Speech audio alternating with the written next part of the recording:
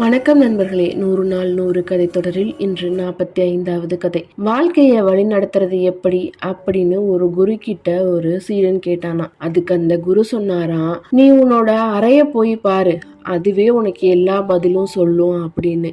அவனும் அவனோட அறைக்கு போய் பார்த்தானா. அவன் அறையோட மேற்கூரை சொன்னதான், உன்னோட எண்ணங்களை என்ன மாதிரி உயர்வா வச்சுக்கோ அப்படின்னு. அடுத்ததா காத்தாடி சொன்னுச்சான், நீ என்ன மாதிரி குளிர்ச்சியா இரு, அப்போ உனக்கு எல்லா பிரச்சனையுமே ஈஸியா சால்வ் பண்ண முடியும் அப்படின்னு. அடுத்ததா சுவத்துல இருந்த கடிகாரம் சொன்னுச்சான், நீ எப்பவுமே நேரத்தை மதிச்சு நடக்கணும் அப்படின்னு. கேலண்டர் சொன்னுச்சான், என்ன மாதிரி தினமும் ஒன்ன புதுசா மாத்திக்கோ அப்படின்னு சொன்னிச்சான். அவனோட மணிப்பர் சொன்னதான், வருங்காலத்துக்காக சேமிச்சு வச்சுக்கோ அப்படின்னு. கண்ணாடி சொன்னிச்சான், உன்னை மட்டும் பாரு, உன்னோட பக்கத்துல இருக்கவங்கள பார்த்து அது மாதிரி மாறணும்னு ஆசைப்படாத அப்படின்னு. விளக்கு சொன்னிச்சான், என்ன மாதிரி அடுத்தவங்களோட வாழ்க்கையில ஒளி ஏத்தி வை அப்படின்னு. ஜன்னல் சொன்னிச்சான், பரந்த மனசோட இரு அப்படின்னு. தர சொன்னிச்சான், எப்பவுமே பணிவோட இரு அப்படின்னு. படிக்கட்டு சொன்னிச்சான், வாழ்க்கையில ஒவ்வொரு படியில ஏறும்போதும் கவனமா அடி எடுத்து வை